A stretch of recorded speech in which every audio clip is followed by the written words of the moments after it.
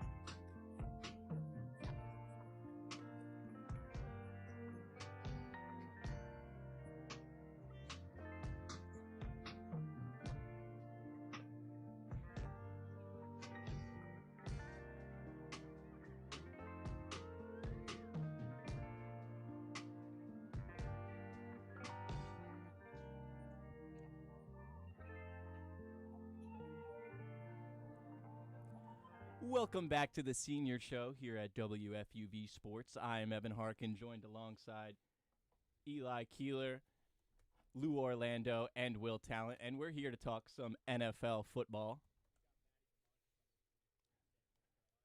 And we've got Maddie Bamonte coming on the air right away from the great state of North Carolina. Wow. Hi guys. Can Hey. you hear me? Hey, Maddie, what's going on? Absolutely. Hi guys. The stream is so delayed. I can't even now. First off, before I get started, I do want to give a quick shout out to my good friend Brian Raybacks, who gave me the WFUV phone number because I didn't remember it. But He's a great shout out guy. to him Shout so out, I Brian. could be here with you guys today. I just wanted to say to all of you that I'm very proud of you, and this has been a great show so far. I'm currently watching it on the Jersey Shore with all my friends. What a life. Sitting That's right awesome. here. And I just want to say I hope you guys have had so much fun this year, and this has been such a pleasure watching all of you. It's where I met so many great people like all of you, and I just want you to know that I'm having a great time watching, and I hope you have had a great senior year. I know you have a ton of other callers on the line. So, sorry. No, you know what? No, you know what? I can hog the phone if I want. Who's gonna say that they want to call in next? Brian. Who knows? I don't think he's gonna call. I don't think he's gonna call. It's okay. Hang up. You have a sports question? I'll get out of here. Oh, I have no question. Wait, actually, maybe a question. Should I just ask what we just heard about? Do you think it's weird if someone's dad follows Libby Dunn? Otherwise, have a great night, guys. You It know is what? weird. I'll That take is that weird. as a sports question. No, that She's a is- gymnast. Yeah, absolutely. So that's a And sports question. Dating Paul Skeens, that's weird. Yeah. No. What's going on there? The dad part's a little weird. Yeah, Unless the dad's, I'm not a fan of that. Unless the dad's a gymnast fan. Maybe, yeah, exactly. Actually, you know what? Could I be need a to think about LSU that. gymnast LSU fan. graduate. Maybe She's I'll done give it now, to him. though. Ah. She's no longer a That's good. gymnast. But you know Livy what? Done. Sometimes I your like favorite that. athletes, you like to keep That's up with good. them, see what they're doing. I still follow Landon Collins. There you go.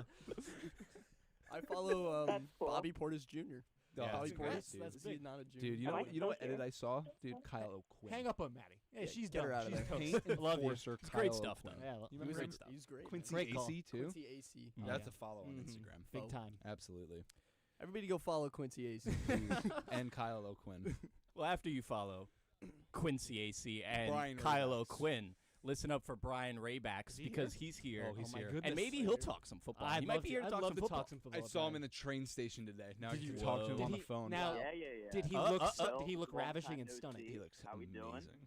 How you doing, Brian? Brian? Brian. I'm great. Bri. Before I get started here and talk some ball, just want to give some shout outs.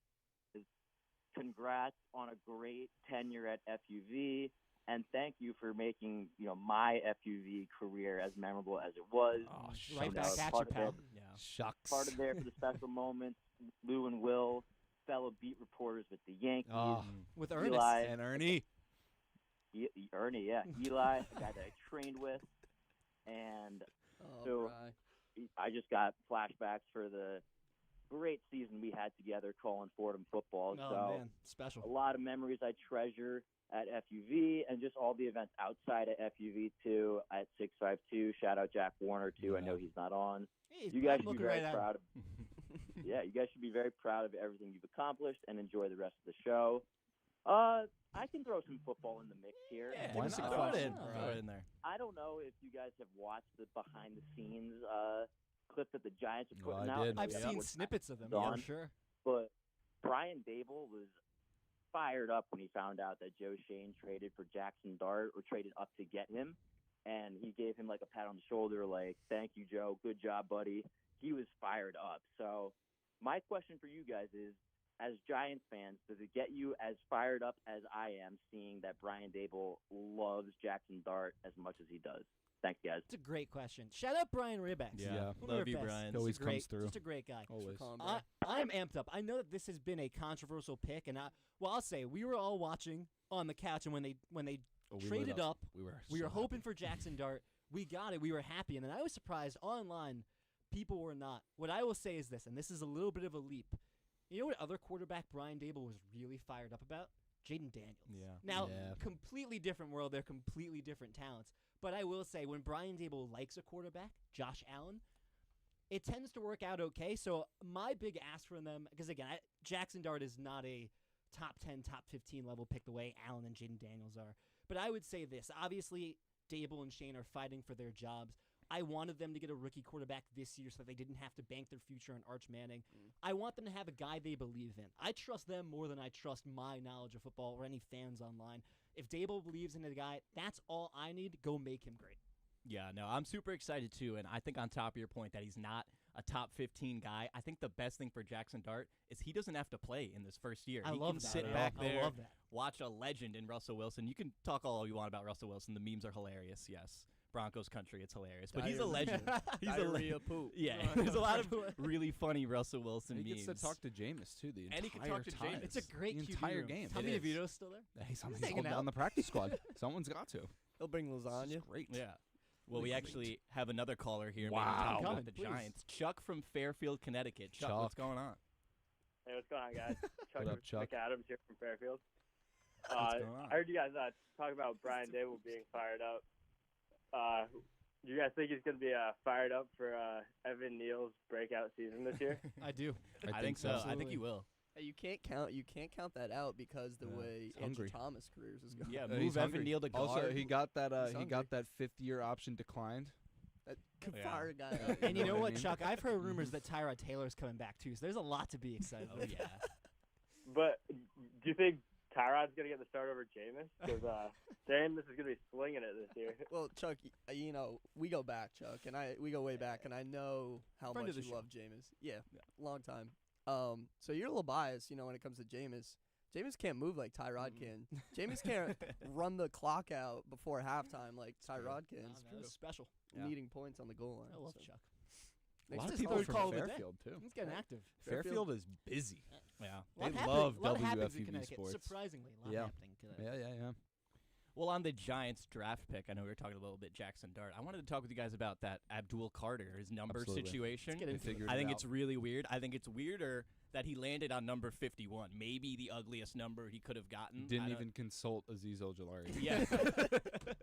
Aziz probably would have said no, like everybody else. I mean, why not? I think there's a lot of false information about what happened with the Phil Simms situation. He didn't ask Lawrence Taylor, Abdul Carter that being, for his number, and then run and ask Phil Simms. Phil Simms asked Abdul if he wants the number, but then asked his family, and his family told him no. So it wasn't.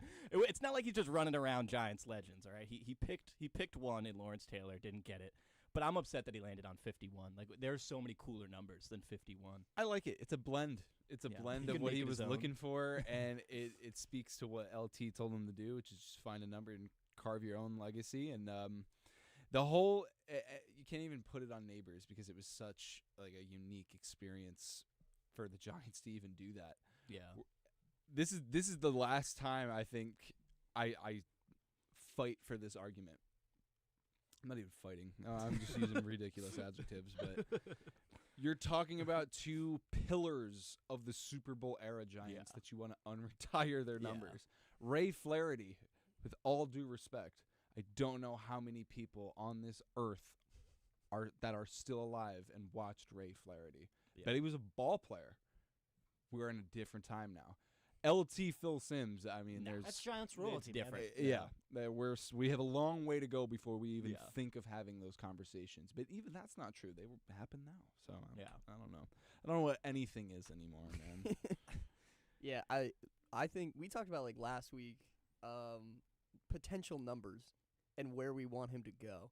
We were talking like maybe like teens, like a fun Teens would've been little awesome, fun man. little teens. Yeah. That's where I was leaning to. You want something with aura. I will say, listen, a little aura. no disrespect to Aziz Ojolari. I'm not getting the hype from 51, but you No. know what? Yeah. Again, I think that's even more exciting in the sense of like, go make it great. Yeah, Go make that's the 51 exciting. Because there are a lot of numbers that we really like now have heavy connotations in the sports world because one player was so dominant and made it great. It's like you have a chance now to do that. You can do that. Absolutely. We actually have another caller right I here. We love it. have Bring him in. Eileen. Eileen on the line. Hello, What do you got, Eileen? Hey, how's it going, guys? This is Eileen Ulick from Pittsburgh. A huge George Pickens supporter. What do you guys think about the trade? Eileen. You might want to take this one. Eileen. Eileen, thanks for calling. It's a great call. Miss Ulick, that's a great question. Honestly, great pick for both sides. Like, being genuine, it's not great for Pittsburgh. Obviously, you want to keep a guy like Pickens, but if you're conscious of him walking, you get a third-round pick out of it. For the Cowboys, if it works out, awesome. If he's a crash out, I actually found out about this recently, about these like extra picks that come in when Compensatory picks. compensatory picks. How would you say it? Recently learned about that. Mhm. So They're compensatory. They are. They really are. You might crashes out, you get a third. I mean, listen, you guys were on the NFL draft show that we did a couple weeks ago. Remember Brendan Shoy's reaction when That's they what- took the immediately, guard? yeah. Right, and it's Yep. like, he was like, well, Jerry Jones was like, man, we needed an offensive piece. I mean, I think Brendan Shoy is going to be pretty happy right now. Yeah. They went out and they got a fun Sure. wide receiver. He's fun on and off the field. That's a lot of fun. Yeah, and that pick went all the way down to like 3 seconds. We were like, oh, were they rushing the whole time? Maybe it was this. They knew that they had a receiver like Pickens in the works. Rashad Bateman, or wanted maybe strong, but they checked in on Rashad Oh. Bateman with the Ravens before the Pickens trade. That would have been fun too. Wow. Which I think is honestly that's a great trade. I don't know how CD and Pickens is going to work out. It's two stud receivers for Dak. Yeah. I don't know. Those are two number ones, though. And when you have two number ones like that, I mean, someone's got to take a back seat. But two different receivers, too. And it's a little concerning because Pickens, like, there are, like, attitude things that you are conscious of. And if he's the guy who takes a back seat, you imagine there could be problems that arise. Could be totally fine. If it works, so that the big thing in Cowboys land for most of this year was all right, so is everyone just triple teaming CeeDee Lamb? Yeah. Like, now you have someone that's going to command attention on the other side of the field. I still think CeeDee Lamb is going to warrant the most attention from opposing defenses, which honestly should mean that George Pickens feeds off of that and thrives in Dallas, as long as Dak's slinging the ball well. Well, that's a big if, too. It's a big if. Hey, listen, big if. One thing I will say. I'm not a Dak fan. Actually, I was talking to Eileen, shout out, earlier, and she was mentioning to me, she's talking about how Tomlin traded AB for a third right before he freaked out. Ooh. Oh, that's a good comparison, you know what, too. The Steelers have gotten out from a lot of their star talent at the right time. Whether they didn't give Le'Veon that big contract, they traded AB right before everything collapsed. Juju. They knew about Juju the whole you know time. what? Maybe that is something. I think Tomlin and the might know Steelers something. have their finger on the pulse a lot. Well, they go and they get DK too. That was definitely going to impact what kind of usage George Pickens was going to have, and he comes in now to Dallas and still with kind of an unclear situation. Nice name to have on paper, but it's always we'll wait and see what we get out of George Pickens, and it's usually going to be some fireworks. Everything else, we'll just wait and see. Sure. Yeah, I feel like this is a scenario that could work. I think there's few receivers George Pickens and his attitude would be okay with taking a backseat to. I think CeeDee Lamb has separated himself into that, okay, you're clearly a top 5 receiver. I'm okay with that backseat. But I kind of want to we got into the Giants draft a little bit. We're running a little bit low on time, had a lot of really good calls. But going over to the Jets side, what do you guys think of the Jets draft? I'll go over some picks they had right here. It started off with Armand Membu.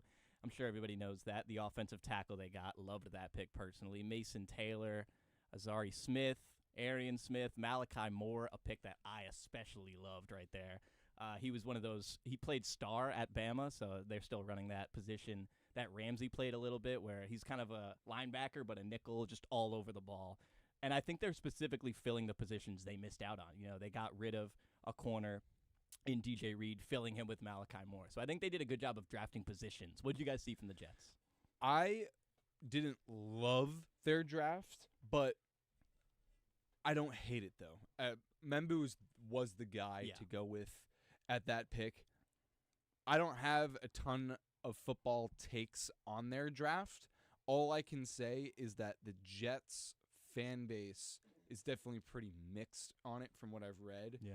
And just people in general, too, not giving the best of grades to the Jets overall draft. But like you said, Evan, I think that's the number one thing of the draft. It's just filling those needs immediately, and the Jets did that with what picks they did have. I like the Mason Taylor pickup.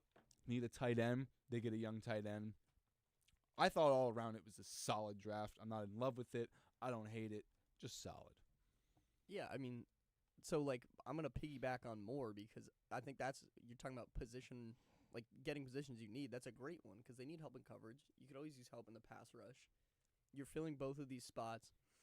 I also, obviously, draft grades, I try not to pay a ton of attention to because you always there's some drafts you look back on and you're like, there's no reason that should have gotten that grade. So I'm really not worried about the grading. If the Jets went out and got guys that they really liked, then I'm happy for them. Yeah, well, we'd love to talk NFL all night long, but we've got some more sports to touch on here on the senior edition of One on One. So we're going to take a quick break, and we'll be right back with more One on One.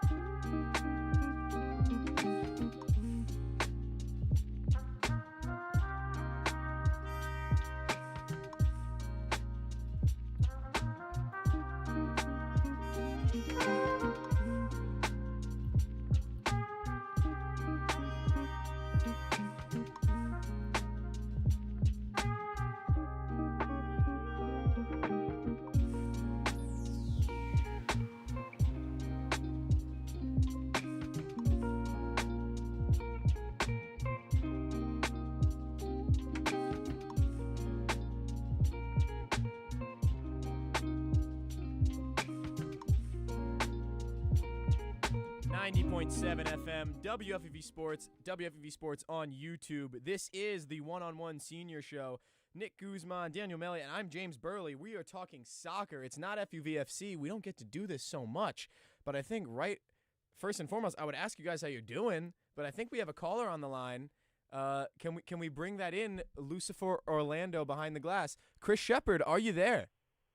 Yes, indeed I am, fellas. I had to call in to congratulate you all. Thank you for your experience. Thank you for welcoming into the FUVFC family first and foremost, and especially the FUV family as well. You know, you meant a lot to me, guys, and as emotional as today was for Bayern, I know it's going to be a bittersweet day for FUVFC, and I wanted to just go around the room, talk to all of you guys. First and foremost, James Burley, man.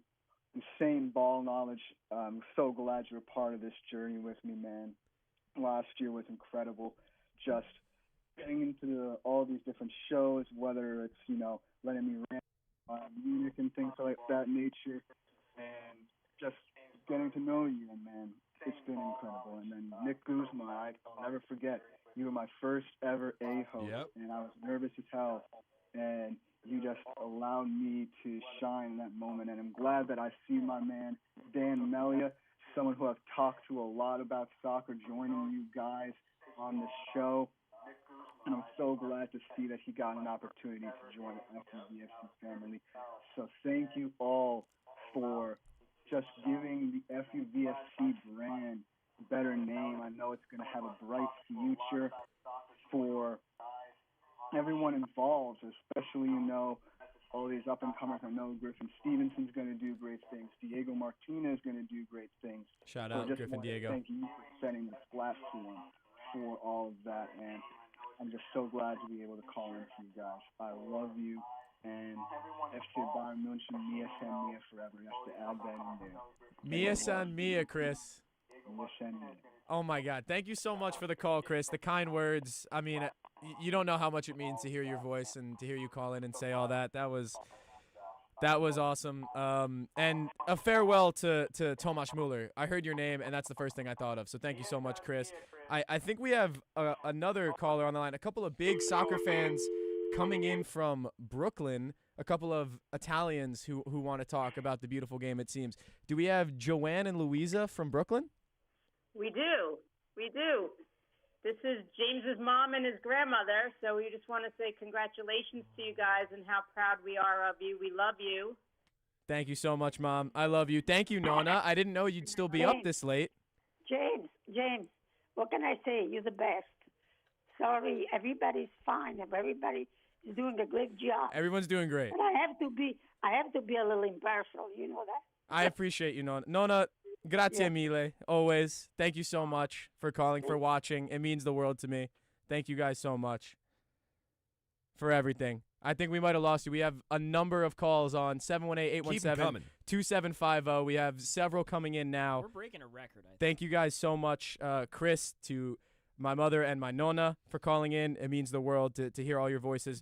To get into the soccer a little bit, though, because we do have to talk soccer. We could keep doing the teary-eye stuff all night if we want, but it is a big moment in the soccer calendar. We've got the Champions League final on the horizon at the end of this month, May 31st. And, of course, we've got the semifinals just this past week. Inter 7-6 over Barca, and then as well PSG 3-1 on aggregate over Arsenal. An unlikely final, really, considering how this Champions League started. But, I mean, rightfully so. These two teams deserve to be here. PSG have been fantastic, knocking off giant after giant, especially from England. And then Inter defying the odds, a buzzer beater from Francesco Acerbi. And then again in extra time off the foot of Davide Fratesi to go to the final. First and foremost, Nick, your thoughts on the Champions League to this point, and where do we go from here in the final? Well, you and I watched that second leg Inter-Barca game together alongside Chris Carino. Shout out to Carino. Shout out to Chris.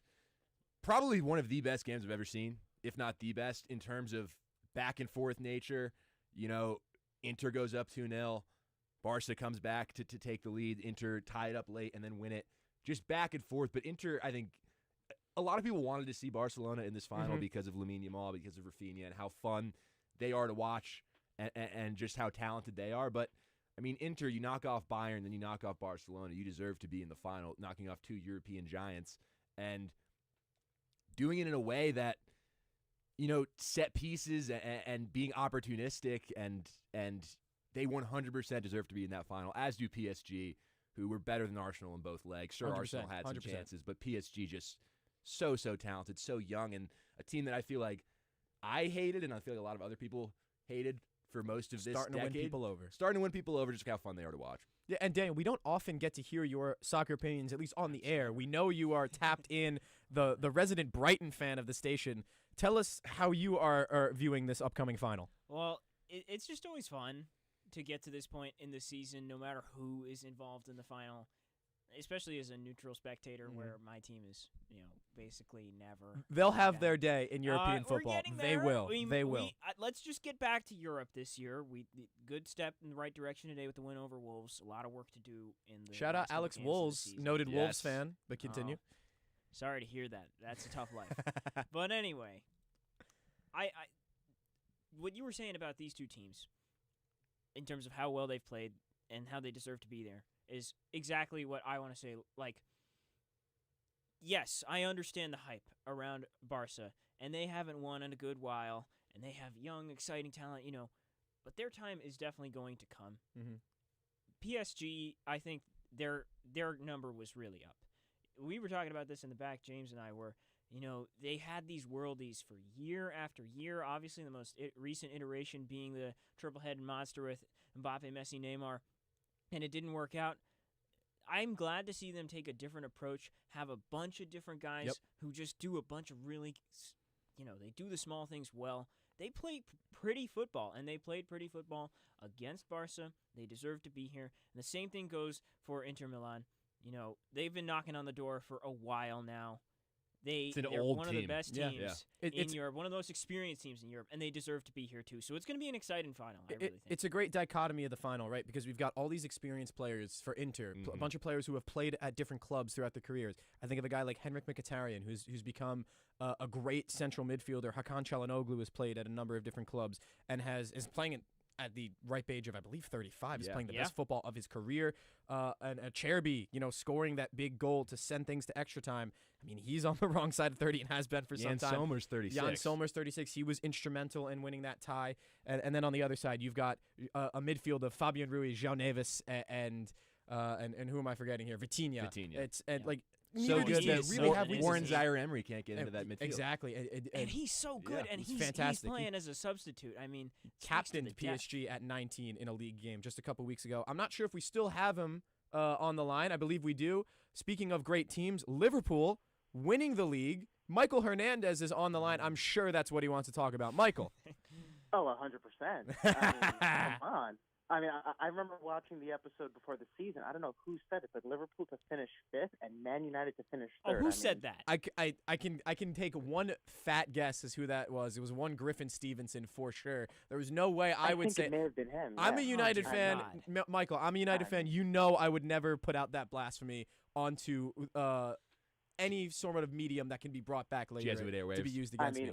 Jesuit what Airwaves. are we doing here? And then, of course, 5th place. How wrong were you guys? I know. And Michael, it is so good to hear your was voice. my preseason pick. I was not on FUVSC. Daniel had you from the beginning of the year. Did.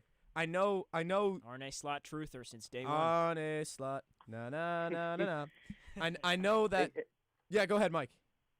Yeah, no, I just wanted to say, obviously I'm going to try to keep it short because, this is the senior show. But, as for you and Nick, and James, it just feels weird, the fact that this is your senior show. It feels weird for us, too. I know, man. I know. I remember I would be Zooming in on, those Zoom calls because I was in London, and Our foreign correspondent. It's just it makes me feel exactly. Foreign correspondent makes me feel old, and I'm only 2 years out. But I just wanted to say, congrats, guys. As someone who joined FUV slightly later than you guys in their time at Fordham, it was great working with all you guys. And I know I'm forgetting so many names that are still there that aren't talking right now. But yeah, I wanted to give you guys congrats. Enjoy these final few days at Fordham. And I just wanted to remind you, as you said, James, that Liverpool is the best team in England because, 20 times. 20 times. Yeah. Had to bring that one up. Well, thank you, Michael. I really one more appreciate thing, it. One more thing. I expect Tottenham to win the Europa League. Really? Oh, my goodness. Yes, 100%. I cannot deal with having Man United fans. It's got to be Tottenham. That's all I need. All right, look, I love the prediction. Michael, love to hear your voice. Thank you so much for calling in. Thanks, we miss man. you here. It such great times doing FUVFC and one-on-ones with you. So thank you so much for calling in. FUVFC, WFUV Sports, and Fordham Ram legend, actually, in Michael Hernandez. So thank you so much for the call, Mike. We've got a couple minutes left. He did bring up the Europa League final. We've been talking Champions League final. We had MLS today. The New York Red Bulls got their get back against the LA Galaxy in a rematch of last year's MLS Cup final, 7-0. 7. Scoring a touchdown at Sports Illustrated Stadium, no big deal. Still doesn't sound right. No, It's it Red doesn't. Bull It's Red Arena. Bull It's Arena. Red Bull It's Red Arena. Bull Arena. Change the name. It's back, still guys. Heinz Field, too, by the way. Yeah, there we go. We're going all the way to Pittsburgh for this one. And speaking of Pittsburgh, shout out to the Pittsburgh Riverhounds taking out New York City FC in the Open Cup this week. What a week for soccer. Let's put a bow on it. Let's give predictions for this Champions League final, and why not the Europa League final too? Because it is two big English teams, big, subjective. And Nick, I'll go to you first. Give me your winners in each final. Give me a key player. Have fun with it. Give me PSG 3, Inter 1. I think it's PSG's time. I think they've been the best team in this competition. They've knocked out 3 English teams, supposedly the best league in the world. It is the best league in the world. But to knock out 3 teams from that league, they're young, they're exciting. And if it's going to be a key player, for me, it's got to have to be Gianluigi Donnarumma. I mean, he's just a giant in that goal. And when you have someone like, I think the battle of the goalkeepers is going to be extremely interesting. Absolutely. Because arguably, both should have been man of the matches in those respective semifinals. Jan Sommer was fantastic. Gianluigi Donnarumma also. I think it's just PSG's time, and I think they're 3-1 victors. Dan. Well, it's going to be a very close game. That's what I want to preface this with. And I hope I'm kind of wrong about what I'm predicting, but I think it's going to be slow. I'm going to say it's going to be 1-0.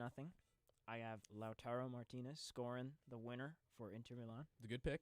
I can see that happening. I think he's the key player to this game because who has played on as big of a stage as this before?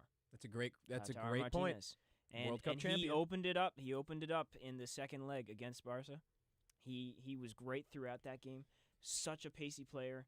So prolific when he wants to be. But I will say, if Donnarumma decides to stand on his head, and he may well do that. We saw him do it last leg. That tremendous penalty save against Arsenal. He can win PSG this game on its own. So I think it's going to be very close. But I think it's going to be low scoring. Maybe that disappoints some people. I think it makes for exciting finals football. usually are. Finals usually are. And so it was much more last time tense Inter and- was here Yep. against Chelsea. And that was a 1-0 game. And you mentioned penalties. If this game goes to penalties, you have to give the edge to PSG just because that's Donnarumma's specialty. Such a good penalty kick saver as far as shootouts go. For me, I think it's going to be a shootout. I'm going to go the opposite way. I think both of these teams have shown, finals are always tentative, especially in the early goings, but both of these teams show that they go after games and they both have the ability to pick teams apart, but can be a little bit vulnerable on the one side. So I'm going to go wild. I'm going to go 4-3 PSG. Wow. I think it's going to be a shootout for the ages. And I still think the goalkeeper is going to shine. I'm going to go Jan Sommer as my player to watch. And because we're doing it, I have to give a shout out. Give me Manchester United in the Europa League final. They're a team that has the weight on their shoulders. It's a European final against a team that never wins trophies. They have to show up on their day. They have shown up in the Europa League throughout. Players like Casemiro, players like Harry Maguire have turned up. Even Rasmus Højlund, who gets the short end of the stick far too often for me. They have been big performers in that competition. It's not the Champions League, but I think they're going to win it. Real quick, winners in the Europa League, and then we'll sign off. There's nothing like 15th versus 16th in a major European Exactly. final. Nothing I mean, better. it doesn't get much better than that. Give me Tottenham. It's their time. 1-0.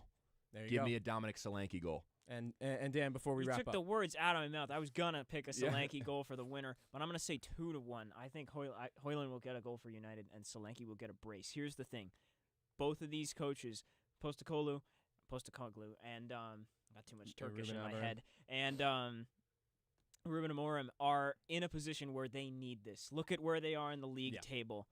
This is going to be an intense game, but I think Ange needs it more. He has promised up and down second-year trophy. Second year. So let's see it, Here and it I is. think they will. I think they will see it here. Well, thank you to Chris Shepard, Michael Hernandez for calling in, some old friends, and to my mother and my Nona all the way in Brooklyn for calling in for that one. That was awesome. For Nick Guzman, Daniel Melia, this has been the soccer segment of One-on-One Senior Show 2025. I've been James Burley. We'll be back with some more send-offs from our seniors.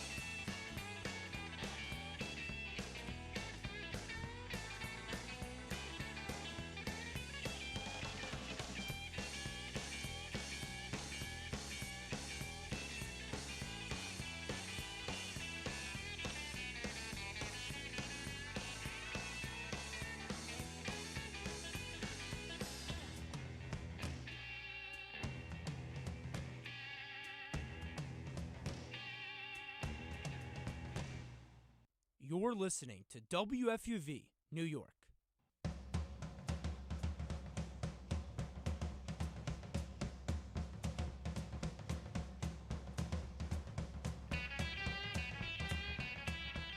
Final hour and change of the show. Wow. Lou Orlando, Will Talent. Can't believe it. Almost crazy. over. And we've allotted a lot of time here to give our seniors a proper farewell. That's because we've had, I would say, one of the biggest senior classes that we've ever had since me and you have been here and came in as freshmen. So we're honoring 19 seniors. 2 couldn't be here today, Maddie Berg and Brian Zhao. We'd like to offer them a heartfelt congratulations and everything they've done at the station. But the way this is going to work is we're going to cycle in our seniors 2 by 2 and give them a chance to pour their heart out and talk about what this station has meant to all of us. We start with 2 good friends, Daniel Mealy and Nick Palmer. And Daniel, we'll start with you. You've given us 2 awesome years, and man, you've done a lot in those 2 years. I listened to you in the baseball game today, man. You crushed it. You've been awesome with some of the hockey content. You just hopped in the soccer stuff. So Daniel, man, we're so proud of what you've done. And I'd like to open up the floor and let you talk a little bit. Thank you so much, and I'm very honored to be starting this. You know, it's such a bummer to have my time end like this. I've been saying to my friends that this is the right time to graduate. 4 years is a good amount of time. I didn't get 4 years with WFUV. Frankly, didn't know this was a thing until really like my sophomore year. And then I DM'd this guy about it, and he ghosted me. Oh, no. At the end of sophomore year. It's okay. Palmer. It's okay. It was on Instagram. Look at this. Palmer. And Okay, now wait, we're wait, here wait, together. Wait. Hey, it's Small okay. defense. You saw me twice a week. I did, and I person DM'd every you at the day. end of the semester, and then I forgot to follow up. So it's on me. It's also on me. Things happen. But in here any we are case, now. I Oh, started man. it. I started it You know I in love you, junior Daniel. year because I really didn't know much of what was happening before that. But this was always something that I had an interest in. I went to this sports broadcasting camp when I was a kid in the summers a couple times. I used to, dating back to when I was very, very young, like I would imagine and would go into the other room to do it for myself so my parents wouldn't hear me because I was embarrassed. Voiceover plays in my Madden games, in my NHL 2K11 games, things like that. And I don't really know why. There's no one in my family who does broadcasting. This is not anything that anybody I'm related to has ever expressed interest in. It was just something that was really drawn to me. I loved hearing the big names in all the sports. Kevin Harlan, Doc Emmerich, Mike Breen, WFUV legend. More locally to Baltimore where I grew up, Jim Palmer. For the Ravens games, God rest his soul, Greg Gumbel was frequently the main commentator. And these guys, I heard them and I was like, I want to be able to do that, And I had the opportunity to do it here, even if only for a little bit. To have had the chance to go on ESPN Plus and tell people like, I was on ESPN Plus today, no big shot, right? And That you is do a something I great job. never saw myself doing. I was an international political economy major. I never thought I was going to have any opportunity to do something like this. And I have been so, so grateful for the chances to do it here. Not just that, though. Chances to get to know all y'all, to talk ball and puck. Español. Has been, en español. Fue sido uno de los grandes oportunidades de mi vida. Estoy tan emocionante a agradecerte for this opportunity. Oh, thank you.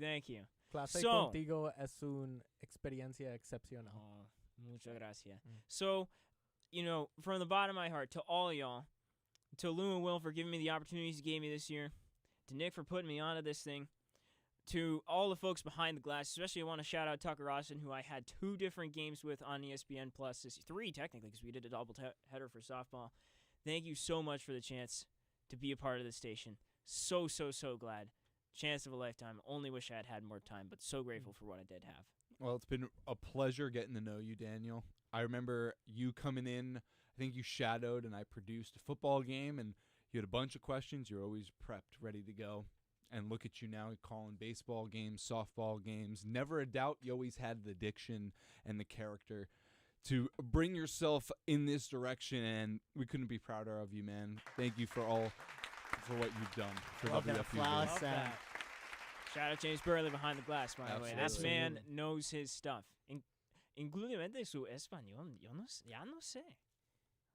Another guy that speaks amazing Spanish and has done it to MLB players at Yankee Stadium.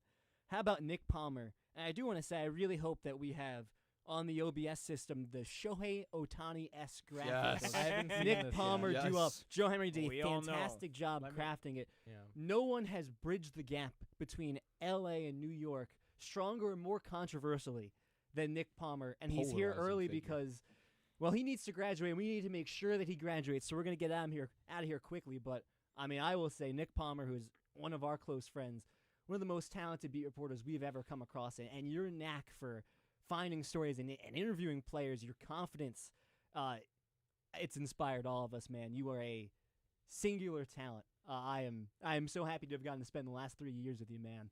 And you're awesome. You're just a great dude. The floor is yours. Yeah, man. Thanks.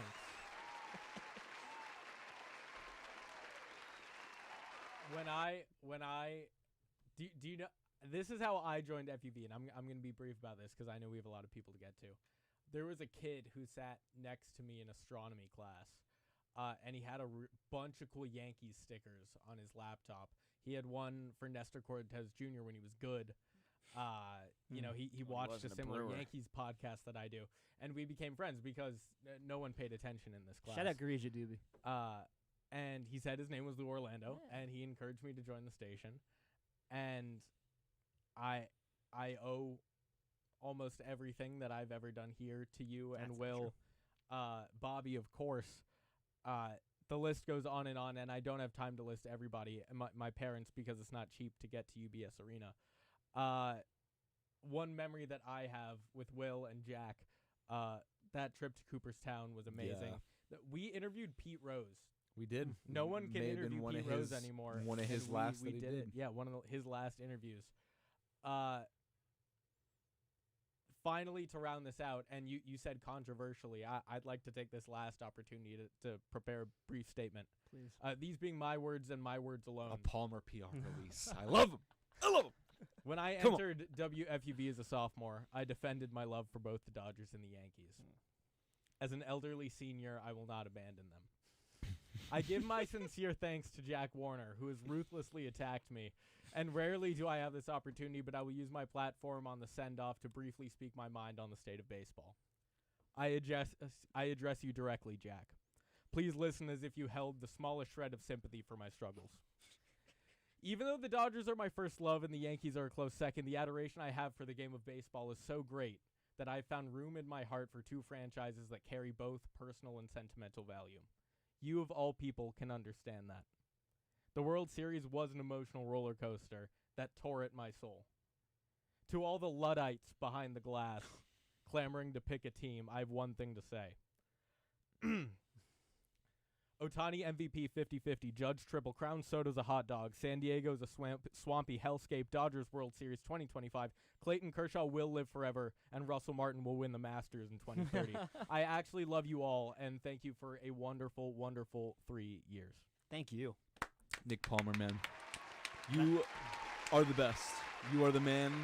It's You been a guys are awesome. pleasure. It absolutely It's has. been an absolute pleasure.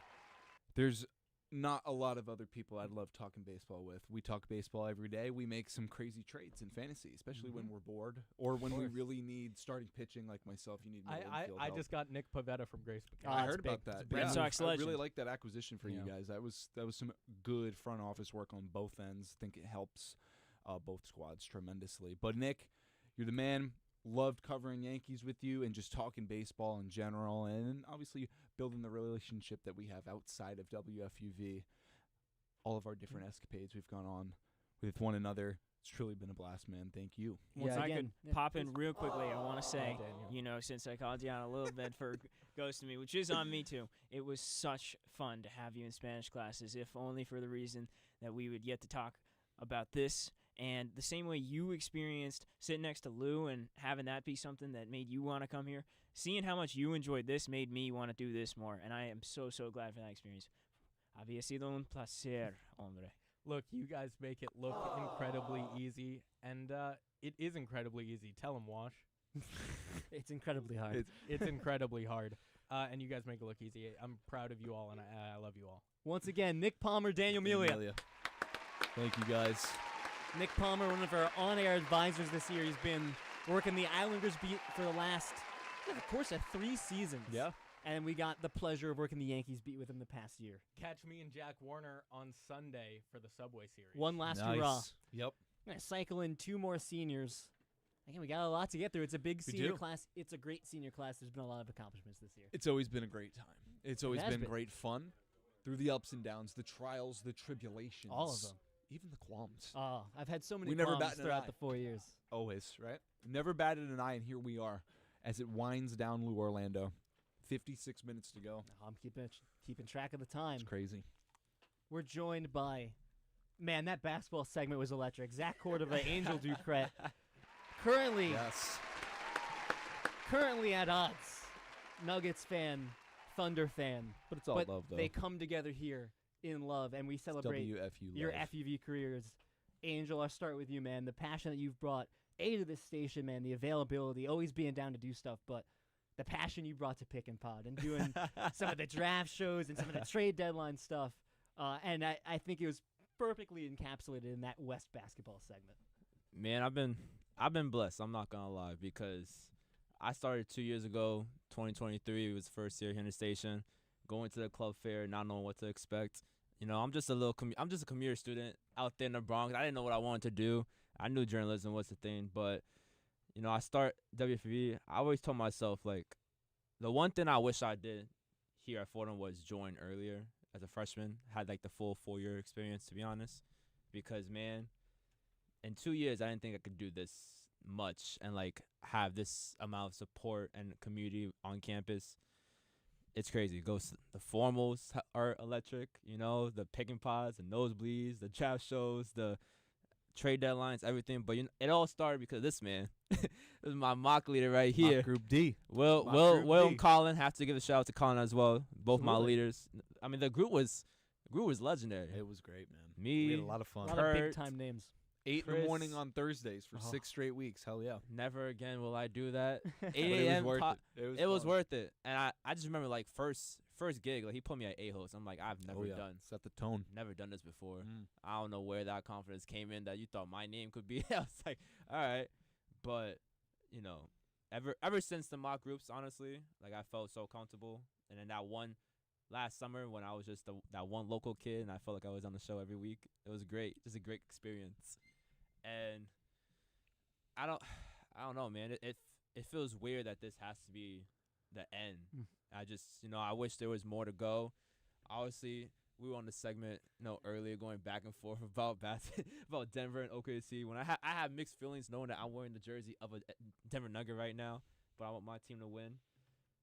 I remember formal when we all saw the Yankees win the World Series together. That's a core FUV. That really is. That's one of the highlights Man, of my experience. I mean, I put that on the spotlight. Like that was my moment. Like that's when I knew, like at the station, like we are a family because the way that we celebrated, that was good. That was great. That was great. But just to know that, you know, from Bobby to Lou to Will and everyone else that I shared, you know, the station with or class with, to know that you guys got a piece of like what my personality is, what knowledge I can bring to whatever sport. You know, I'm just very thankful for it. You know, very grateful for it. And you know, if it wasn't for the station, I don't know where in my journey I would be with journalism and sports. But last thing I'll say is I'm just glad to be graduating and being a part of WFUV and the station. Well, Ainge, That's man, awesome, man. dude, it's been a blast watching you grow from mock Group D to where you are now. Being a local kid, it's awesome stuff, man. Pouring in to what we wanted to do here, buying in completely. That's just your nature. Love it, man. Always be that guy. Be the guy that always says yes. You always said yes, man. Keep doing that. It's been a blast getting to know you. Can't wait to see where you go next, too, man. Appreciate it, man. God bless us. Zach Cordova, who's been one of our great guys on the basketball rotation, but you've helped us out with content a lot, but I'd be remiss. You know, there's 2 reasons that Pound for Pound has existed and really thrived. There's a man behind the board right there that we'll get to later, and then it's you. You guys kept that podcast alive. You've kept our coverage of combat sports alive. You've gone to cover big events. So I'll give you the floor, man, because I think you've done just a tremendous wide range of stuff, and you've helped us branch out in so many ways that, I mean, stuff we weren't doing 2-3 years ago when we came in as freshmen. What am I even supposed to say? Nick Palmer had a whole thing written. So That's what I'm saying. I didn't realize people would make that one, you know? Well, Nick Palmer had stuff to defend. People are coming for his I was head. sitting back there thinking what I'm going to say. Man, there's so many people I can thank for being here. Honestly, thank you to everybody behind the glass, everybody in this room. Thank you all, man. I don't want to get emotional, guys. It's not graduation yet. Please. There is one great recruiter in the world, and his name is Chaz McAdams. And that is the reason why I'm at Fordham University. When I was sitting in my dorm room, you know, not really enjoying my time at Pace University, I wanted to stay in New York City. I knew how much I love this city. There was one man who reached out to me and told me to come to Fordham and told me it was the move, and I got to thank Chaz McAdams for that. I wouldn't be here if that man didn't help me out. But if I'm going to thank more people and talk about people who I wouldn't be here without, I know my mom, my dad are watching, my grandparents are watching, so thank you all seriously for everything. I would not be here and be able to do what I do without you guys, so everything to me. It genuinely means everything to me. For all of you guys' support, allowing me to talk on here. I didn't think I'd ever be able to be on air. I don't know if I've ever shared with you guys, but I have Tourette's syndrome. That's something I've dealt with my whole life. I've grown out of it as I've gotten a little bit older. I didn't know if I could ever be on air because of something like that, and I've grown a lot from what I was as a younger kid, and I used to be the shyest person in the room, and now I'm the first person who talks to people. Crazy, I never thought I'd be here like that. But I've had such a great time here at WFUV. I've got to do a lot of great things. I've met great people. I got to sit ringside at MSG for a boxing event. Got to talk to pro fighters. Got to meet one of my favorite fighters in Tabitha Ricci. So kind, took pictures with me. Got to go with Marty all the way down to Brooklyn to cover Devin Haney and Ryan Garcia. That whole lead up to that fight, being up and close next to those guys was just couldn't even picture it in my dreams. I remember I called Jack Warner after my first beat reporting gig for boxing, and I told him, man, this is insane.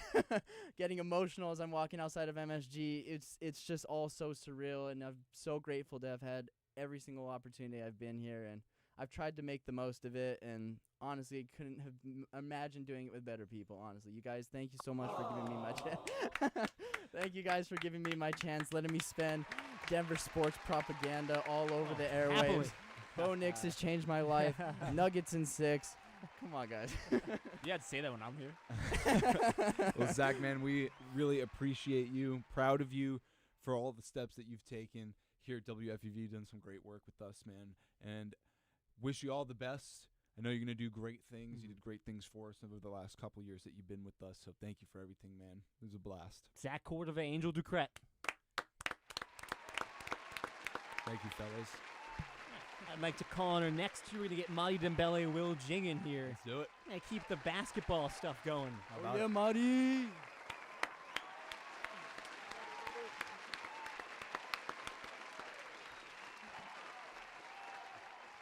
So this is the other half of what people are calling the most electric segment of the day, the West NBA segment of our senior show. Marty, I'll start with you. What is there not to say? One of the smoothest and deepest voices I think we've ever been graced with. Phrases, puns, a vernacular that knows no bounds. You spent this year, both of you, on the Brooklyn Nets beat. Marty, and then you helped us out. You were on the women's basketball broadcasting crew as well. You've done so much. Kind of started back freshman year, too. Both of you guys started back as freshmen as well. So, Marty, first, I'll give you the floor, man. There's a lot to be happy about. It all started with What's the Play? Blue Orlando, Marty Dembele's own very own podcast. It fell apart, but People then we forget about that. Yeah, but then we meet again, and I think it's a little bit different. I think it's a little bit more than just the beat reporting on women's basketball. I got a story to tell, and I promised you it was going to take 4 minutes, but I'm a kid from the Bronx. I don't know much else than sports. To tell you the truth, life kind of makes you wonder, where am I going to be? And I asked this question to all the elders, like, am I going to be okay? Because that's the one thing I think I envy about older people. They're okay, and they seem content in where they are in life. And I was a young kid. I didn't know much, and I wasn't necessarily envious of anybody else because I hadn't thought myself to even be worthy of comparing myself to them, if that makes sense. But then I come here and I see all my cusses as if I'm Mike Tyson, and you guys are like telling me that I'm awesome. And now I think my name should reign with Achilles and Alexander the Great. So I want to thank you guys for giving me confidence. I want to thank you guys for all your love. I want to thank you guys for just having my back through it all. Mental health is a very, very important thing, ladies and gentlemen, especially as you go through life. You try to find out who you are. Sometimes you need to take a step back and reassess your life. And you guys were very courteous. Shout out to Bobby Chaffordini and Julia Moss for giving me the opportunity to do so. And like Mike, I feel like dynamite right now because you guys are just awesome. And it's been a hell of a ride. I'm kind of choked up right now. I don't know if you guys can hear my voice, but your voice still sounds good, man. Yeah, thank you, brother. Thank you, brother. And I don't know where I'm going in life, but I know where I come from. And I come from WFUV, Fordham University. So thank you, boys. That's all I got to say. Well, in that life, Marty, you keep that charismatic personality, man. It's always been a blast to work with. Watching your growth as well, like just this year, calling you up saying, hey, let's talk basketball broadcast, and then watching you take those necessary steps to mold that voice, to mold that presence on air that you always had in you, and you showed it at that stage this year, man. Couldn't be prouder of you, man. Yeah. It's always been a blast working with you. Same thing I said to Zach, man. You kept pound for pound alive, man. You made that appointment viewing. Zach Cordova behind the screen, my brother, and I made friends in the process, man. I didn't know you had Tourette's, but I love you too, brother. I love you too. I got you in my heart. And Will, shout out. Yeah, Will Jing, one of our longest tenured staff members, Yes, came in our freshman year, and I mean, beat reported at least 2 of the 3 NHL hockey teams. You've gone to Yankee games. You worked on the Nets beat with Marty this year. Been on a lot of podcasts. Will, man, the floor is yours. I don't know. It is kind of crazy to be here after 4 years and see this like come to an end. It's like one of those things where, like, I still don't think it's hit me yet. Where it's like it's all ending and it's like, it is like scary. I guess because we're about to enter the real world. But I am grateful for all the crazy experiences and the friends I've established here. It's weird. I think like I met you outside of FUV in our freshman year before like I knew you were in FUV. Yeah. I think way back. Yeah. Like first month we were here, I think. I think Yeah. I don't even think anyone else remember when we were in like the dugout. I think it was like by the baseball field. I don't know if you even remember that. This was like I'll have to jog it back. Yeah, early on. But yeah, like to be able to, I mean, I was there with you to see the Liberty win the WNBA finals.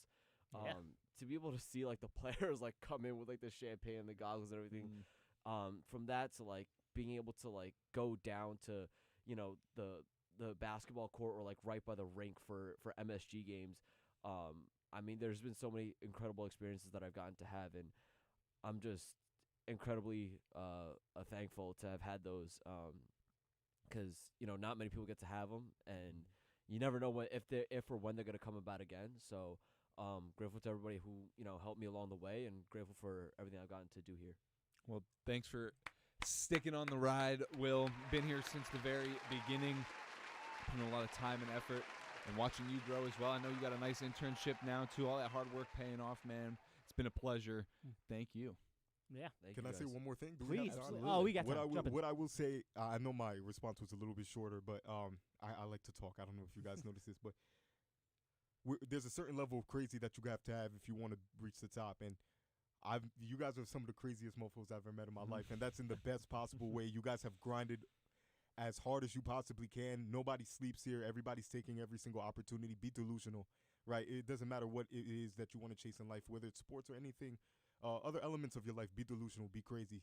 Don't let anybody tell you can't do anything. Just if you can dream it and you can feel it in your heart, then you go after it. Be delusional, my brothers. Thank you so much for this. I don't know what else to say. Respect. 2 beat reporters for the Brooklyn Nets and the championship-winning New York Liberty. Give up for Will Jing and Marty Dembele. Thank you, fellas. All right. I guess time to bring in the star of the show, Chaz McAdams. Oh, man. Oh, it's about to get wild. Here he comes. I think the applause is getting louder. Yeah. Brace for impact. Dude, welcome back to the show. I know. It's been too long. Well, somehow we got a diehard Boston sports fan to take the New York Knicks beat. Yeah. And Chaz, our social chair, I don't think anyone has been a better fit for a position. I think every single person on this campus knows Chaz. Behind the scenes, look, we go to social events and we just lose Chaz because he got to talk to 10, 20 people that all come stop and want to say hi. Had 10 people calling up the show because they want to talk to Chaz make sure McAdams. everyone's accounted for. So Yeah. Chaz, Accountability. It's Due first diligence. pillar. I'm going to stop talking because I know you have a lot to say. Yeah, man. WFUV here, WFUV Sports here at Fordham University. It was why I came here. Yeah. In the first place, I did a little work in high school after I transferred, and because I needed an independent study credit, and they wanted to start a sports broadcasting program, little old Cape Cod, and I decided to take it upon myself to kind of do that, and I fell in love with it, caught the bug, so they say, and then I was like, where can I go? What are the 2 best options? Didn't get into Syracuse, so I came to Fordham University, and it's the best decision I've ever made. Best decision I've ever made, and I think, so there's a lot to be said for my time here, and I'm just so grateful for the opportunities I've had, how it kind of started. So many people I have to thank, especially Lou and Will, taking a chance on me, who's like does a lot of unconventional stuff on air, and kind of realizing that I can fit into that niche when I need to, and kind of fill a role where it needs to come, and shout out to like Ryan Gregware.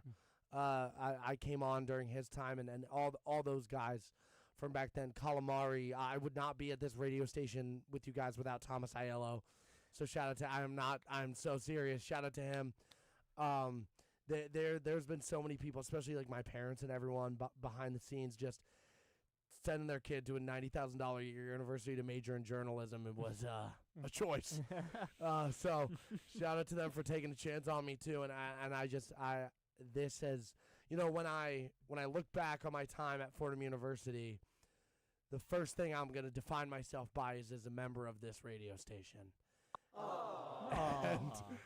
And there's a lot of different clubs and things that I've done in my 4 years here, but the number one thing that I will always prioritize and I will always be grateful for is FUV. And I'm not immediately starting some work in sports at an official capacity, but with some people at the station, graduated, not graduation, we got some projects in the works behind the scenes. Excited for you, man.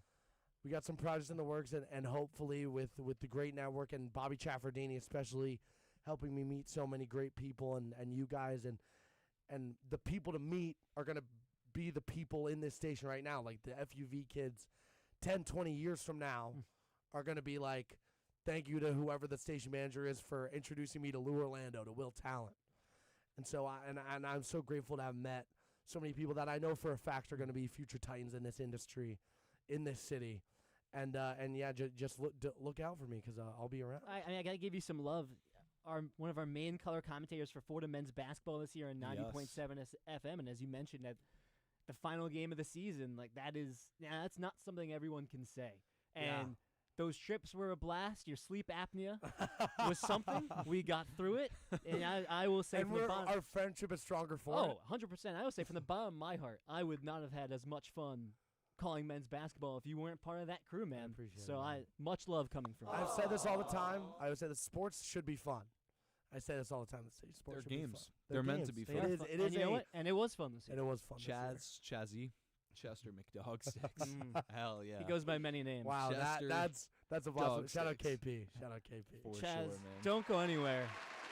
Hang tight for a second. We got to bring in one of your fellow New York Knicks beat reporters. Unfortunately, he had to leave early. He was in studio a little while ago.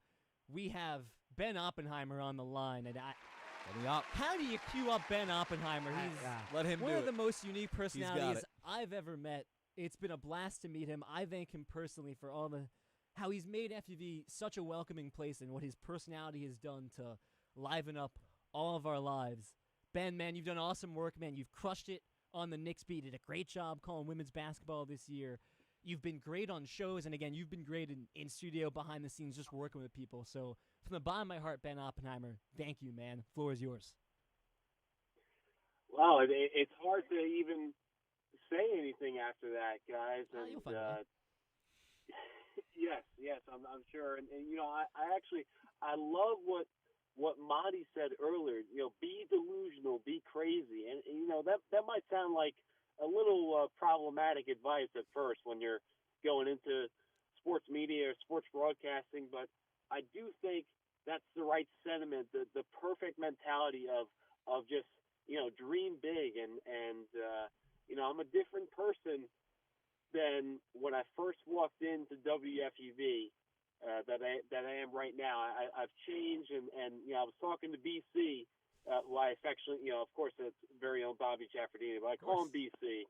And right before I was heading out of the studio, and I'm sorry I can't be there in person, but my battery was really like my human battery was draining You've after. You've had a long day. You covered Knicks Celtics today, man. Yes. And before that, my dad woke me up at 8 a.m. to mow the lawn at my house. That's part of why the battery. Yes, the battery. But the lawn work is actually. I don't want to get into that, but lawn work is very good for your soul. Top 3. Absolutely, it's very therapeutic.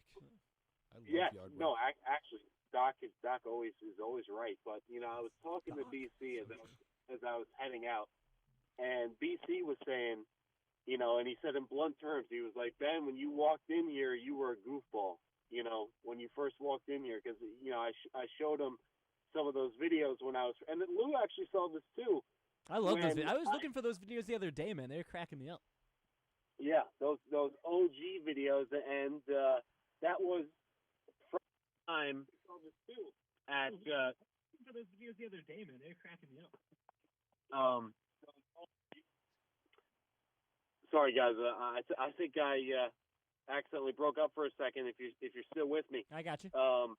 But you know, it really it was a time of growth and evolution in terms of my on-air presence and producing behind the board, doing a little bit of everything for you guys. And you know, Chris Carino said, he gave me an amazing compliment. He said I'm like a utility player for WFUV. You know, I've been privileged to not only work in sports but also work in news, and it's been great. Amazing the opportunities that I've gotten, the experiences that I've developed, and really the people who put it into motion was you guys. You know, it was BC, but it was also Boss, it was Doc, you know, or Lou and Will to those who aren't familiar to the common with folk. Yeah, to the layman. Ben, we still you got know, you? Still here. Okay. I don't know whether I think it's like the universe trying to fight back against the truth I'm trying to say here. Could just be a dead spot. Just be in a dead spot. It's all right. But I seriously I want to thank you guys really for as Chaz said, for putting your women's basketball and for this next beat, which has been an absolute privilege. And you know, I said it in the WFUV goodbye post. It was you know, if you told me 10 years ago, 8th grade, 2015, and 8th grade was a great time, by the way. I was very nostalgic. I remember it well. And life was simpler back then. But if you told me in the 8th grade that I'd be you know, calling Knicks games, or not calling Knicks games, maybe someday, but covering Knicks games, yes, who knows, covering Knicks games, and meeting Mike Breen, who is a incredible person and professional in what he does. If you told me I'd be doing that, I might do what Guido did in the first Cars movie, just keel over like that. But if you guys got the, or actually, well, I'm glad. I was waiting for a Cars reference, so I'm glad you were able to Ben get that into the Oppenheimer senior bingo. show. I It think I wouldn't just have won. been a senior show without it. Yes, 100%. I had to just shameless plug, as Jack Warner likes to say. But There's nothing shameless about Cars. No, nothing. Yeah, right. But really, it's you know, had a great time today, even though it was a loss, covering this game and just being there, the atmosphere, and incredible. And yeah, I think if you talk about, if you've ever seen The Sopranos, where Christopher Moltisanti says, you know, where's my arc as a character? You know, I think my arc at WFUV has been, as BC says, a guy who walked in as a goofball and a guy who came out maybe a little less of a goofball, but still kind of a goofball, but someone who's more three-dimensional. Ben, you know? you're our goofball. Yeah. You're our yeah. guy. Absolutely. Love you, Ben. Ben Oppenheimer. And yeah, I really appreciate everything that you guys have done, and you know, Boss. You know, I know sometimes I may have driven you crazy, Nonsense. but Nonsense. I'm an acquired taste sometimes, and you know, but you guys have really acquiesced to that taste. You know, not in a weird way. No. And one last thing I'll say for Doc, because I forgot to say a little thing for you is you know, Doc, you have a real connection in terms of emotional intelligence, and just in the conversations we've had one-on-one, you would make a great, not just a great broadcaster, which I know you will be one day in the industry, whatever you decide to be in this industry, but you also, as a backup, you could be a great psychiatrist, you know, a great just person who understands psychology, but not in a cold and unfeeling way, in a way that in a way that's empathetic. Wow. And yeah, and Chaz, sorry, I keep forgetting to shout everyone out here. Chaz, great job doing color for men's this year, incredible. You know, I really looked up to you, and we were racing to see who would get the color job, when we were doing demos last summer, and then we both ended up getting color jobs, just for both teams. Ben, you're getting played off by the Oscars music, kid. You gotta wrap it up. I know that's my cue, but the last thing I want to say, thank you, BC, thank you, Doc, thank you, boss, thank you, Chaz, and thank you also, one last thing, Ryan Gregware, thank you for taking me in as a friend. You really opened everything up. Shout out to Ryan. me, It all starts with Gregware. I always appreciate that, and also shout out John O'Friel. I'd be crashing that house. All right. Could be here all day.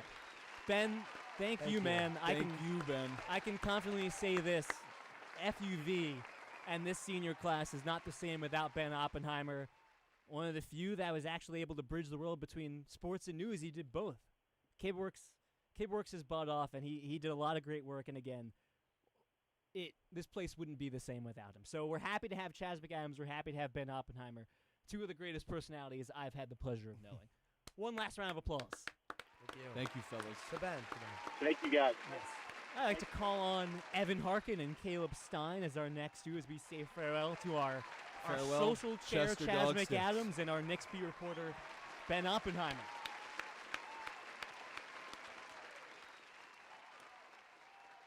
And bringing Evan and Caleb on, rolling right along, and right on track, too.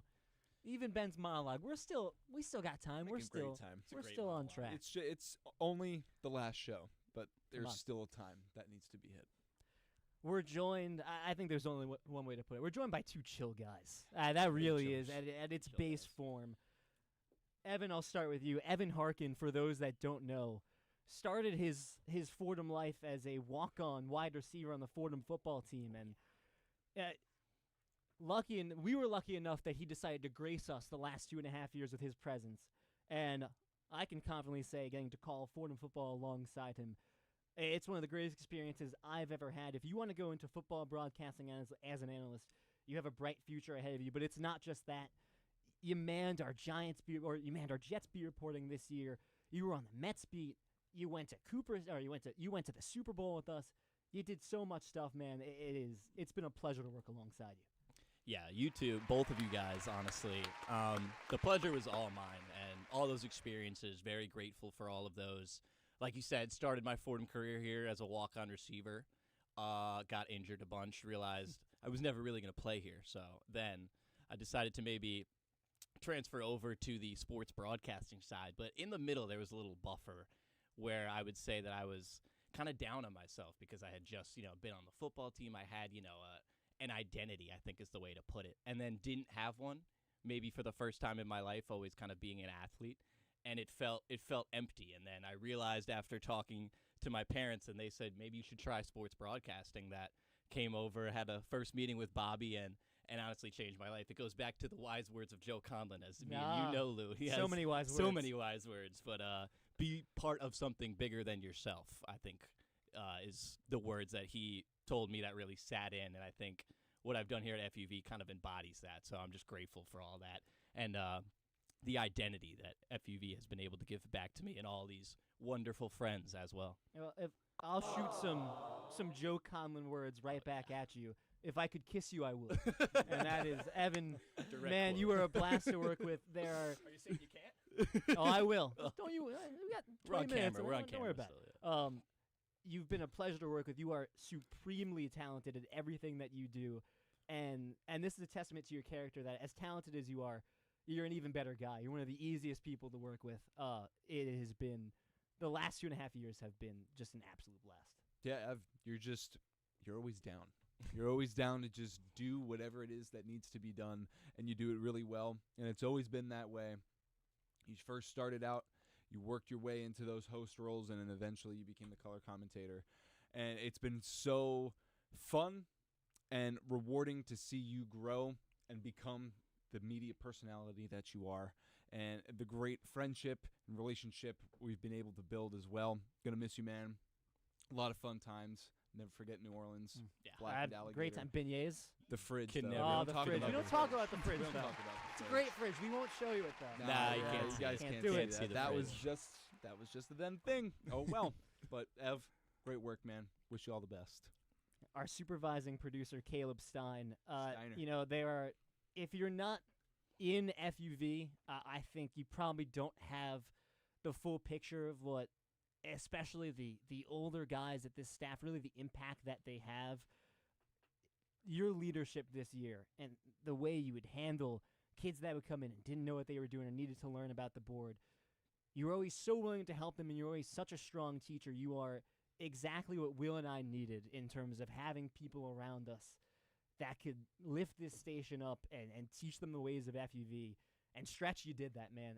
And always an available producer, always a great guy to have on air. I think underrated where your on-air talents, man. You are so fun to be with, whether it's a one-on-one or a podcast. I mean, I'll turn the floor over to you, but it is, same as it's been with Evan, it has been a pleasure to work with you. You're one of the easiest people to work with. I appreciate the kind words, and I wanna say that going into WFUV, production wasn't on the radar. It wasn't really something that I considered. I knew it was a possibility. I knew it was a part of the station. But if you would have told me senior year, my favorite thing that I could do with the station, including beat reporting, including calling football, whatever, would be sitting in a studio on the ones and twos, I would have looked at you like you were crazy. And that's the absolute truth. I love producing. I love the command of the board. One of the things that my mock leader, Michael Calamari, said was, when you're on the board, that's you, and you have command. And that's one of the things that I learned pretty quickly. And I want to shout out Julia Moss, who taught me a lot of production, Greg Ware as well. And it's just been an absolute blast getting to learn from you guys as well, obviously. We're the same year, but you guys both have 1 year up on the station with me, obviously, because I transferred my sophomore year to Fordham. And special thanks to Will Talent, who was on my very first assignment. I remember very first assignment. Shout out Will Talent. Shout out Will Grant. Shout out Will Grant. Came in as an FUV freshman, a Fordham sophomore, not knowing what I was doing, obviously. And I learned very quickly that if you take it seriously, if you're professional, if you're personal, and you're comfortable in the environment, you're gonna go far, and you're gonna go far quickly. And Talent and Grant reached out to me that week to get me more involved, because that's what it's all about here at WFUV is taking people under your wing. And that's a culture that I learned really, really quickly. And that's what I think makes this station special, is that we have standards, we're professional, we're also social, and we're so community-minded as well. And all of those things are balanced in such a unique and incredible way that I'm very thankful for. I have to commend you. You kind of touched on it, but the way you helped us set the standard and set the bar for what FUV is supposed to be, you were the perfect role model that we could have asked for. So you both have been a delight to work with. Caleb Stein, Evan Harkin, big round of applause. Thank you both, man. It's been an Awesome honor. work, fellas. Awesome work. Shout out Evan Harkin, man. He's made me sound so much better than I am in those football games. That That's kid not knows, true. Kid knows his stuff. Kid knew the plays. Yeah. This is good. This is a big one. How about this? This is exciting. The living room Roommates. goes round table. Oh, boy. Roommates. We go from the couch to the round table. For those that don't know, we live in a 3-person apartment. The people that live there, Lou Orlando, Eli Keeler, Jack Warner, were joined by Eli Keeler and Jack Warner. 3's quite a stretch. I mean, it really is. It's 4. It's more I would like say 5. it's really 4. It is. Yeah. Five, You know yeah. what? Depends on the day. It's hearsay. Let's start with Eli Keeler. What's up, man? We were looking at, there is a great email list from like early October of our freshman year. 2021. Wow. You are on that email list. You were one of the first people we got to know. Then you went away for a little bit. For some reason, you decided to go into engineering. And my goodness. But you came back to us. You had a renaissance. Sure. And this last year has been a blast. We've gotten to do NFL Friday together. We had a trial that you got to be a part of with I me was and Joe honored. Henry. I was honored. Big part of. You got to be a part of our NFL draft show. So Eli, as someone that was here at the beginning and you graced us with your presence at the end, you're just a cool guy. Thanks, man. So I thank you for coming back and making my life better. That's adorable. I mean, man. isn't it? Isn't it though? Do I go or you? Yeah, let me yeah, get. it's up Let to me get you. in here. It's up to you, man. Well, unlike Nick Palmer, I also, I don't have anything prepared. But you know what? Could segue into why I love doing this so much, which I'll get back to. Tie it back later. We're gonna when it all it's all comes gonna together. come back. It's I gonna go love like when it this. all comes together. It's really good. Basically, I mean, it started as similar to everyone here. Just love talking sports. What if I made a career out of it? Heck, let's get into it. Heck, Alex Waltz was one of the first guys really bring me into the station. Mentor, genuine mentor, and ways bigger than sports and even broadcasting. That man had a work ethic that I have never seen from anyone else. That man had a unique work ethic. I agree. That I try to replicate in my whole life. So shout out Alex Waltz. But he put faith in me as a just random freshman, like 2 weeks in, doing nightly. I've never been on air. Okay, sure. So having people put that kind of faith in me, and then me getting to just talk sports with my friends was pretty amazing. Now I did go away and came back. Mind you, the circle.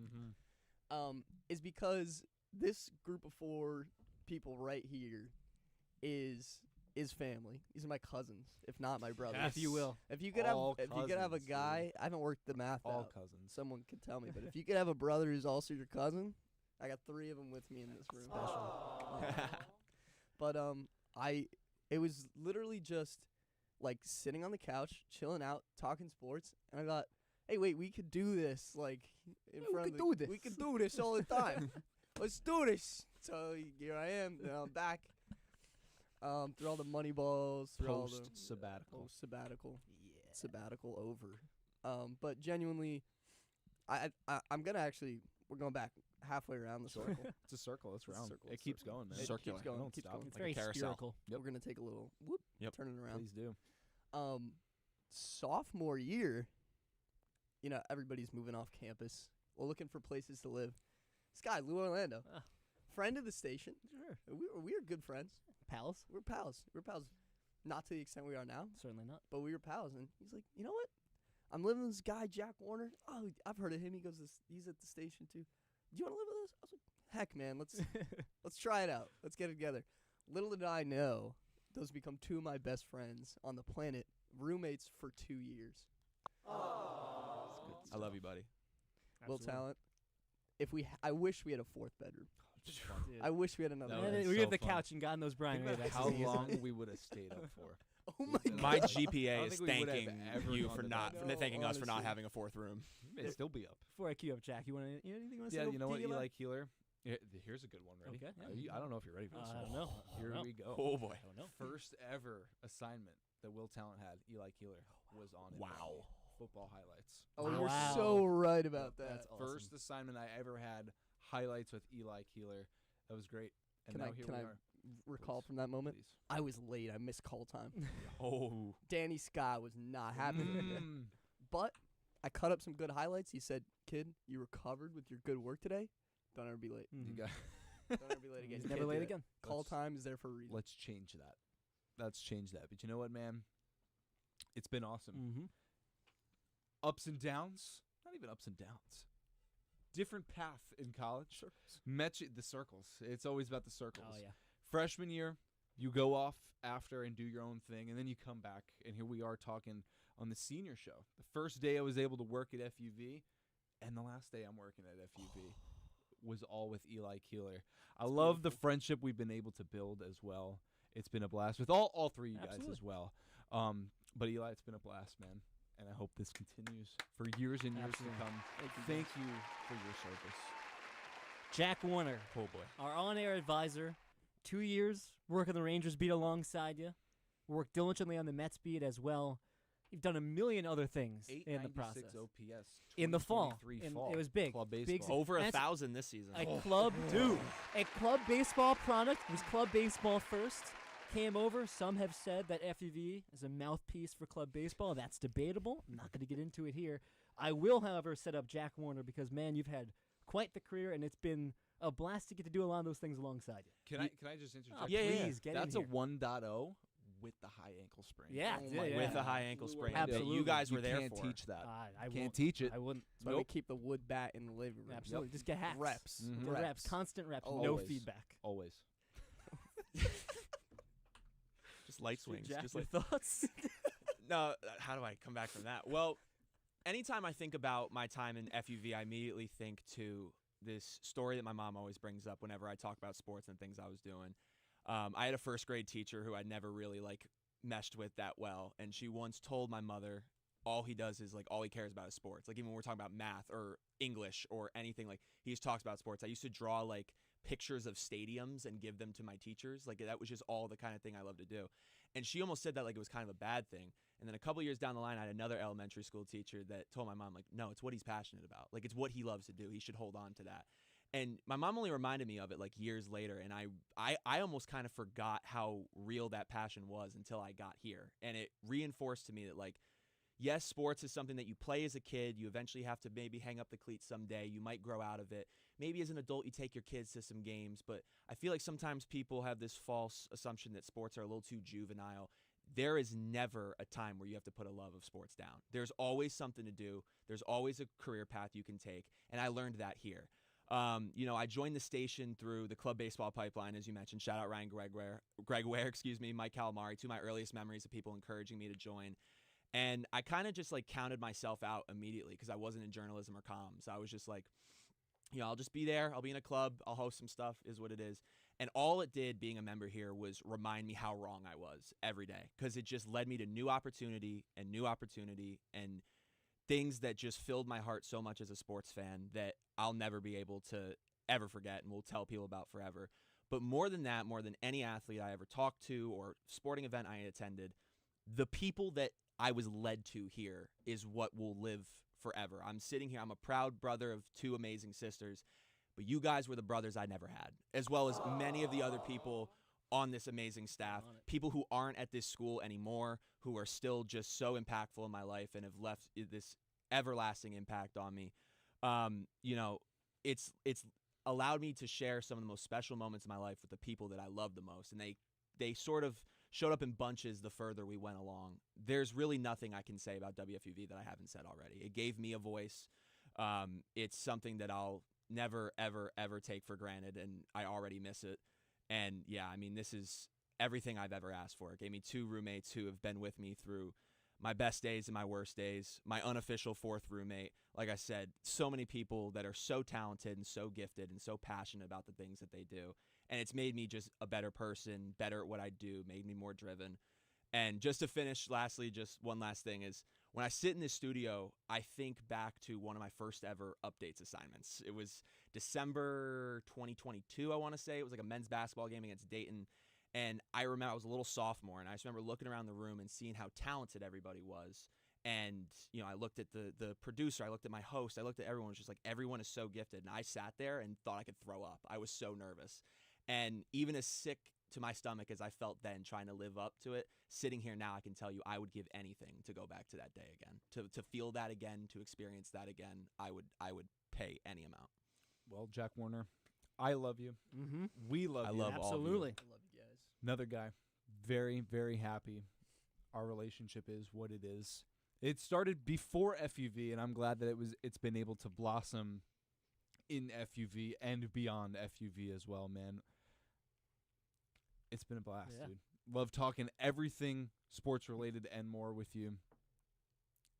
That's it, man. Jack Warner, picking machine. Picking machine. Picking machine. Like Scotty H. Scotty H.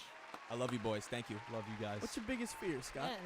My roommates. All getting hit in my general direction. Eli Keeler, Jack Warner.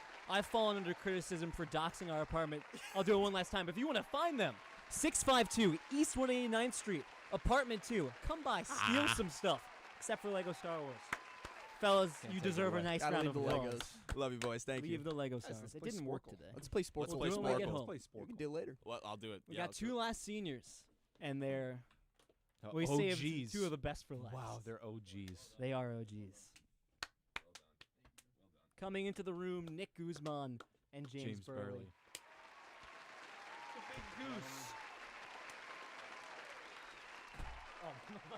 This is special. This is special. There's You know why they call him the Big Goose? Why do they call him that? Because every group needs a big goose. And we have one. This is true. And we've got one. There's a phrase we've started to coin, I would say, this last semester or so, the OG5. And it's that email that Alex Wolf sent back in early October. We went through that list. And there are only 5 people that started out as freshmen in that email and stayed through the course of all 4 years. Annabelle Watson, who we honored earlier today, and then it's the 4 of us. Gosh, I don't know which one to start with because you've both done so much. I'm looking at Nick Guzman, so I'll start with Nick Guzman. Nick, your play-by-play work throughout your career has been exceptional. Doing the play-by-play for Fordham's men's basketball this year and even doing some color. Play-by-play for soccer, your beat reporting, whether it was Red Bull or New York Mets. And honestly, even though it's not FUV, the job you did at the Fordham Ram, you are one of the most well-rounded journalism talents I've ever come across. And you're a delight to work with. And I feel like I keep saying that, but it is true. This senior class has been a delight to work with.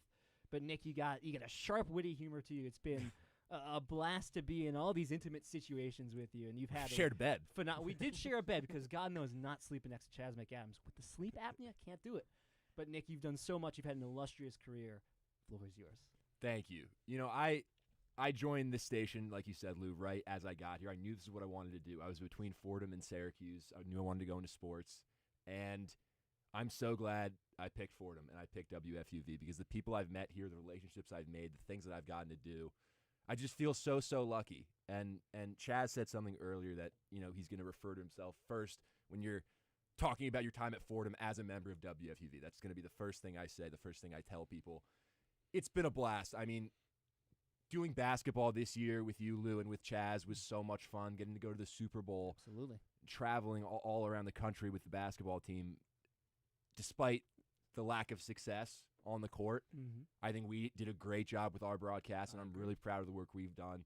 And I really feel like I just walked through the door here, and it was Alex Woles and Kayla Wenzel in charge, and that great group of seniors. And I remember going through mocks, and it's just, I can't believe we're all the way here, and it's come to an end. But really, I've so treasured my time here. I really value it, and this is really where I'm glad I spent my 4 years of college primarily here because it's been a blast, and I wouldn't want to do it with anybody else.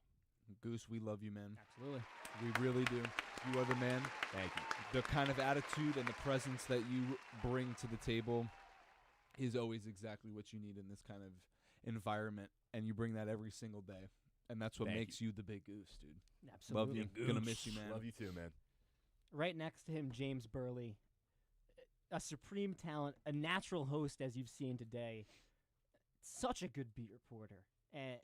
Everything you do, play-by-play for Fordham soccer, just like Nick, everything you do, you have crushed. And you've said it, but it's been a pleasure to work with both of you and to get to do it for 4 full years. Yeah.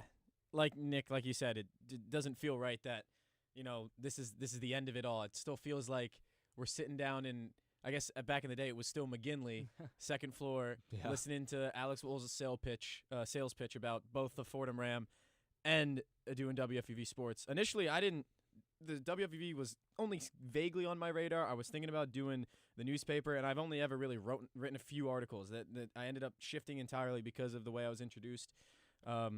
And I appreciate all the kind words from both of you guys. You guys have been crushing it, not only this last segment, not only the whole show, but all 4 years. And y'all know that. I don't need to remind you guys how great you guys have been.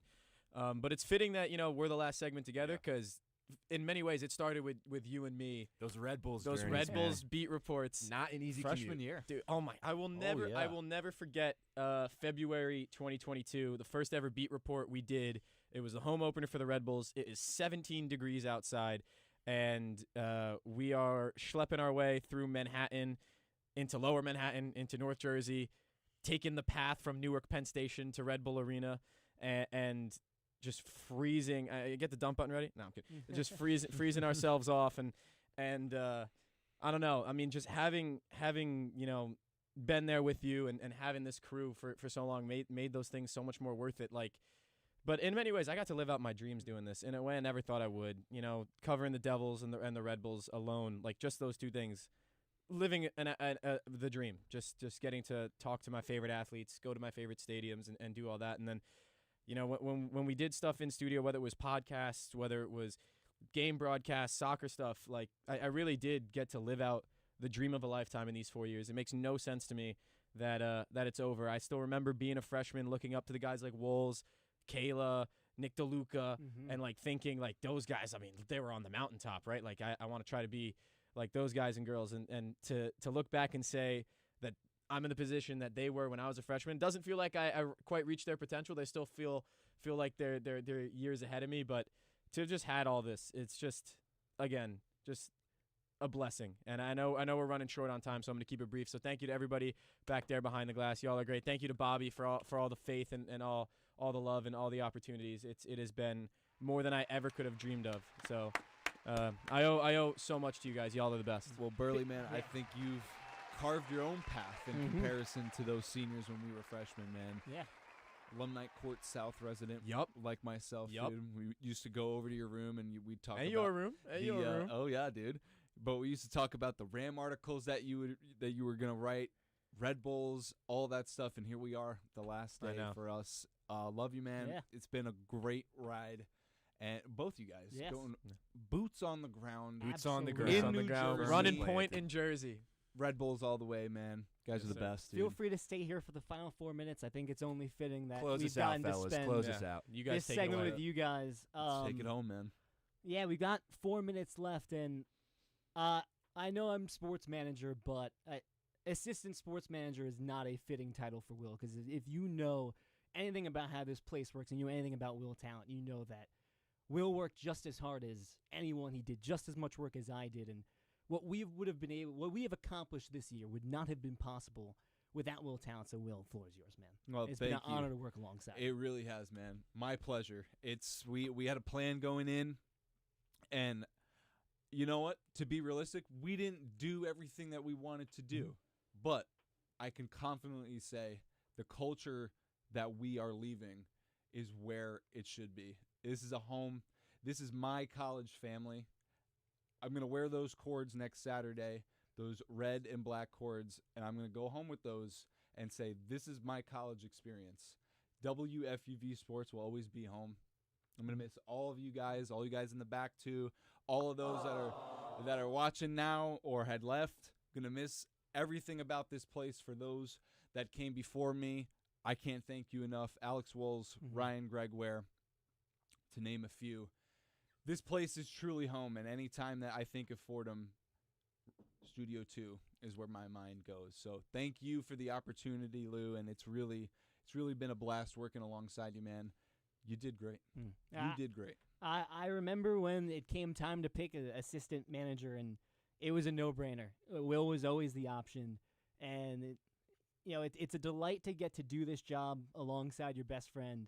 But it's a delight to get to do it alongside someone that's so talented and so fun to be with. And I'm really proud of everything we got to accomplish together.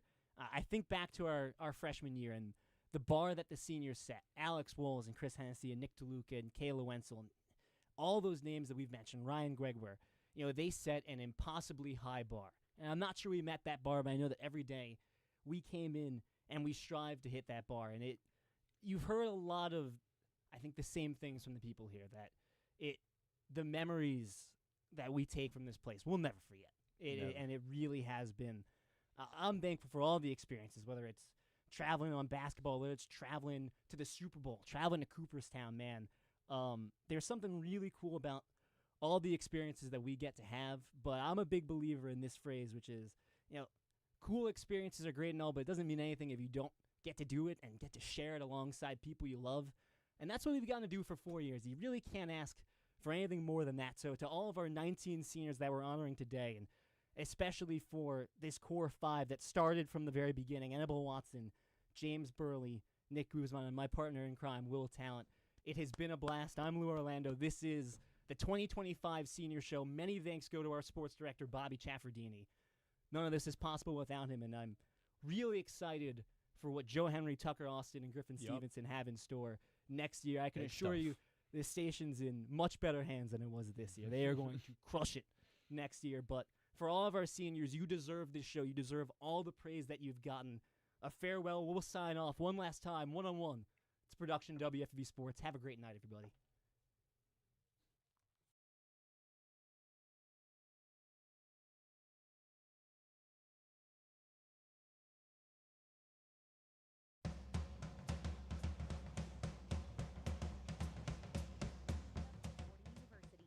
the music, stay for the community. Listen at 90.7 FM or at WFUV.org.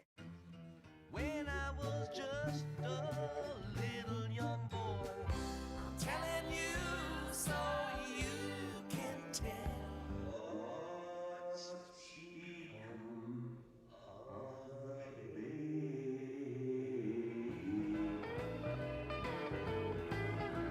The Grateful Dead Hour is made possible